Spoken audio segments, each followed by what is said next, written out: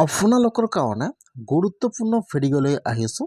সেইটো ভিডিঅ' হ'ল, যদি আপোনালোকে এইবাৰ হাই ছেকেণ্ডেৰী এক্সাম দিছে, তেনেহ'লে কিন্তু আজি হাই ছেকেণ্ডেৰী এক্সামৰ ৰিজাল্ট ফাইনেল ডেট আহি গ'ল।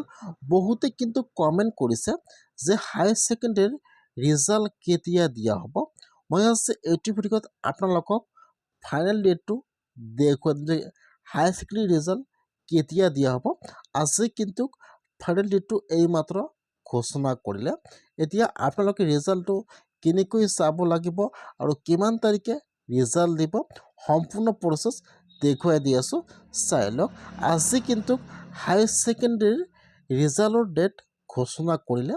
এপ্ৰিল মাহৰ কিন্তু 23 তাৰিখে হাই ছেকেণ্ডেৰী ৰিজাল্ট দিয়া হ'ব। ইয়াত চাব, ইয়াত কিন্তু অলৰেডি ডেটটো আহি গৈছে। এপ্ৰিল মাহৰ 23ৰ পৰা 25 ভিতৰত ৰিজাল্টটো সম্পূৰ্ণ ডেট ঘোষণা হৈ গ'ল। ৰিজাল্টটো কিন্তু আপোনালোকে 23 তাৰিখৰ পৰা 25 তাৰিখৰ ভিতৰত লাভ কৰিব। সেইকাৰণে যিহেতু বহুতে কমেণ্ট কৰিছে যে হাই ছেকেণ্ডেৰীৰ ৰিজাল্ট কিমান তাৰিখে দিয়া হ'ব, আজি কিন্তু ডেটটো এনাউন্সমেণ্ট কৰিলে। এইমাত্ৰ 23ৰ পৰা কিন্তু 25ৰ ভিতৰত হাই ছেকেণ্ডেৰী ৰিজাল্ট দিয়া হ'ব। সেইকাৰণে আপোনালোকে আৰু মাত্ৰ এদিন ৱেইট কৰক।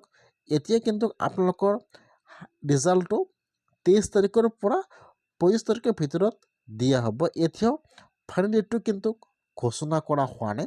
সেইকাৰণে আপোনালোকে কিন্তু হাই ছেকেণ্ডেৰী ৰিজাল্টটো 23ৰ পৰা 25ৰ ভিতৰত লাভ কৰিব।